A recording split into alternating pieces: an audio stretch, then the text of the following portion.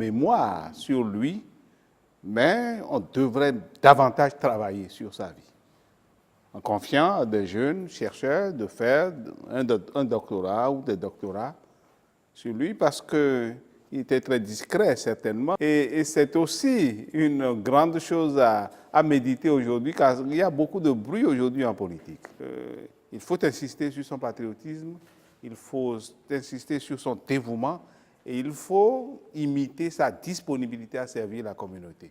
Je vous remercie. Merci beaucoup, professeur Pierre Métain. Oui, il n'est pas acceptable qu'il y ait beaucoup d'approximations sur la vie d'un homme qui a marqué de son empreinte, de son œuvre, de ses pensées économiques et politiques, la vie de ce pays, comme le président Sourou Migan Akpiti. C'est pour ça que, à la faveur du centenaire de sa naissance, il y a eu beaucoup de manifestations intellectuelles, dont ce plateau, le deuxième, qui se penche sur son œuvre, ce qu'a été son œuvre politique, sa pensée économique, le parcours de l'homme, ses valeurs, les valeurs auxquelles il croit, ses idéaux. Est-ce qu'il n'y a pas derrière cet homme qui a apporté de grands dessins pour son pays, consignés à travers des ouvrages qu'il a laissés, je cite pêle-mêle, Face aux impasses, qu'il a écrit, où il parle de sa détresse face à l'écheveau inextricable des querelles à n'en plus finir qui marquaient la classe politique par rapport au destin, à la gestion du pays, où il a proposé en même temps des solutions sur la gestion économique, le devenir économique, le financement du développement. Un ouvrage tel que Au service de mon pays, où il parle de son engagement, de ses choix politiques, de ses convictions politiques.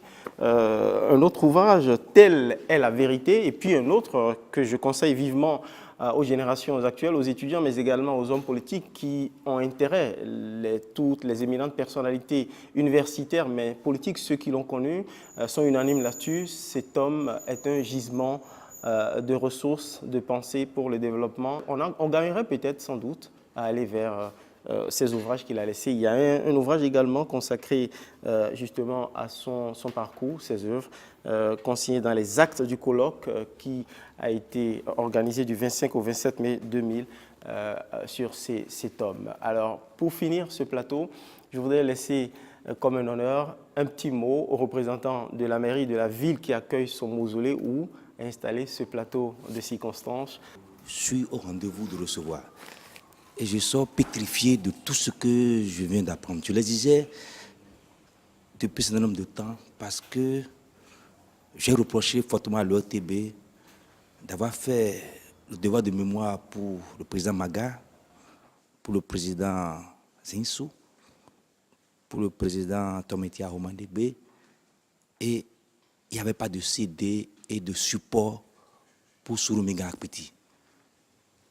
Et j'ai fait une conclusion hâtive en disant que Sourou Migan est victime de son vivant et après sa mort, on continue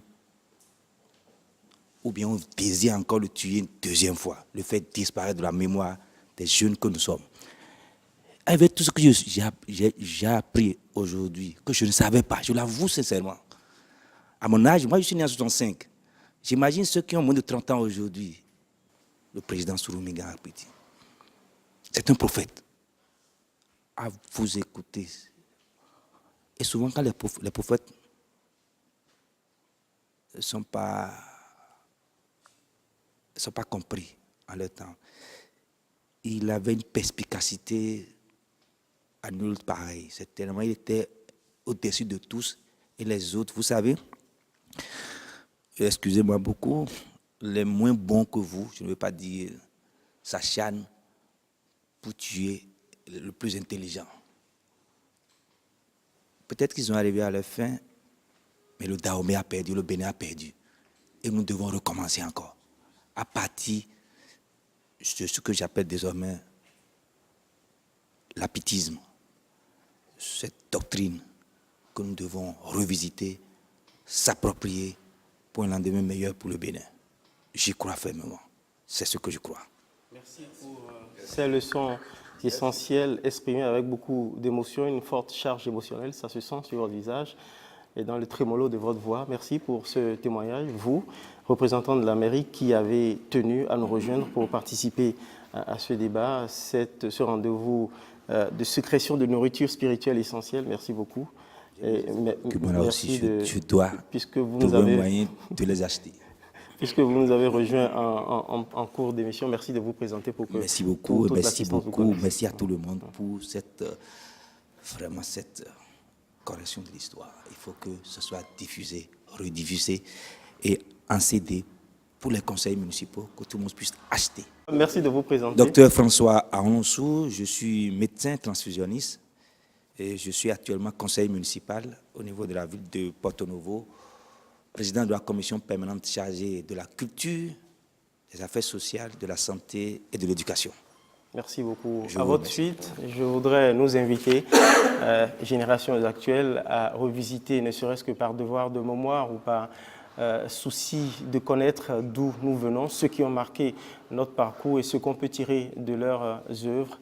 Il est important de revisiter la vie, l'œuvre du président Soro Migan Apiti, lui qui s'est battu pour que notre pays reconquiert la place qu'elle n'aurait jamais dû perdre.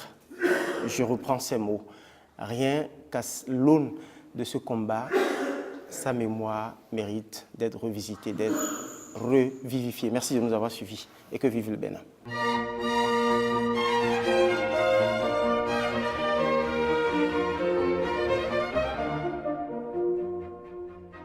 Parce qu'il nous a laissé un héritage inédit de paix, de solidarité et de patriotisme, célébrons ensemble le centenaire de la naissance de Feu Soro Migan Apiti.